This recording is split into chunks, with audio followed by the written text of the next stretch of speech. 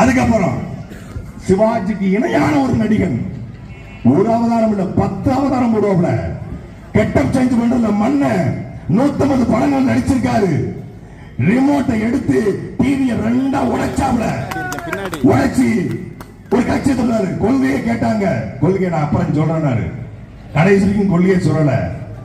அப்பவே சொன்னான், ஒண்ணு அந்த பக்கம் நெல்லு, இல்ல இந்த பக்கம் நெல்லு, நடுவுல நிக்காத, மையமா நிக்காத, லாரி வந்து அடிபட்டு சாவன்னு அவருக்கு சொன்னான்.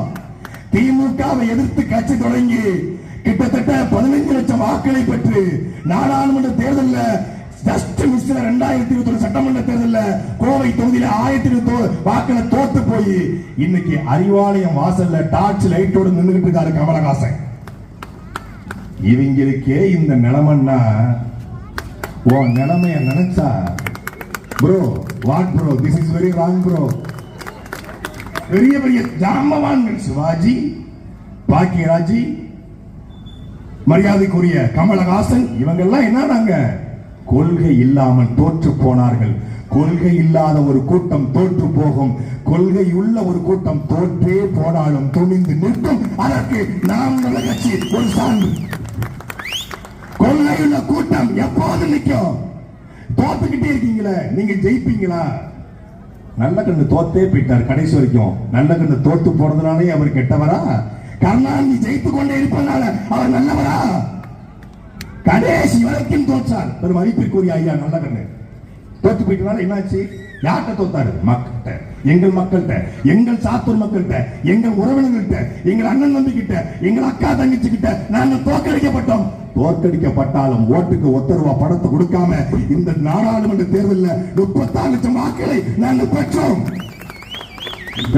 திமுக இருக்கங்குடி மாரியம்மன் கோயிலுக்கு கடற்கரை ராஜு வரணும். வந்து நான் ஓட்டுக்கு ஒத்தருவா காசு தர மாட்டேன். சத்தியம் சத்தியம்.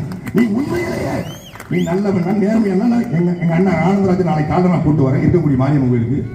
கூட்டு வந்து பவர்ஃபுல் சாமி தானே, சத்தியம் பண்ணுவோம். ஒத்தருவா காசு ஓட்டு கொடுக்க மாட்டேன். நான் வந்தா என் மக்கள் படத்தை 1 ரூபாய் எடுக்க மாட்டேன். நாங்க சத்தியம் பண்ண தயாரு.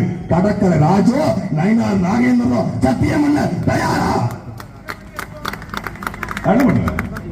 பல கோடி. அவர் வந்து அது நயினார் நாகேந்திரன். யாரும் வந்து நயினார் நாகேந்திரன் சொல்லக்கூடாது, பண்ணையார் வராது.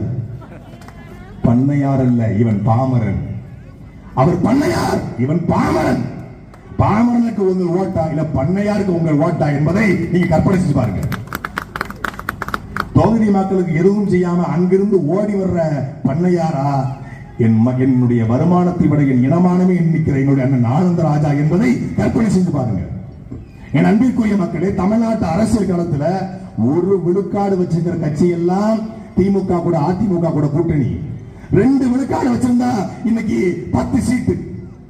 வெறும் 84%, அதாவது 84 0.84 0.84 விழுக்காடு. 1 விழுக்காட்டுக்கு குறைவாக தான் இருக்கு. யாருக்கு? தேமுதிகவுக்கு. விஜயகாந்த் நல்ல மனுஷன், கொள்கையா தப்பான மனுஷன், தனிப்பட்ட முறை நல்ல மனுஷன், இறந்து போயிட்டாரு. ஆனா இந்த தேர்தல் உங்களுக்கு இல்ல தேர்தல். அது ஐயா உங்களுக்கு இல்ல தேர்தல், உங்களுக்கு இல்ல தேர்தல், எனக்கு இல்ல தேர்தல். தேர்தல் யாருக்கு? தேமுதிக தான் தேர்தல். போனியே ஆகாத பழைய கத்திரிக்காய 10 சீட்டுக்கு வித்துட்டாங்க. 10 சீட்டுக்கு திமுக வித்து. திமுக பாருங்க, தமிழ்நாடு முழுக்க விசிகாவுக்கு கிளைகள் இருக்கு, தமிழ்நாடு முழுக்க இருக்கு. ஆனா விசிகாவுக்கு 8 சீட்டு, எங்கேயுமே இல்லாத தேமுதிக 10 சீட்டு. இதுக்கு பேர் என்ன? தேமுதிக ஏன் 10 சீட்டு? வாங்கி கொடுத்தது யாரு? ஏவா லூலு. வாங்கி கொடுத்தது யாருக்காக? பிரேமதலா லூலு. அந்த அளவுக்கு இந்த லூ.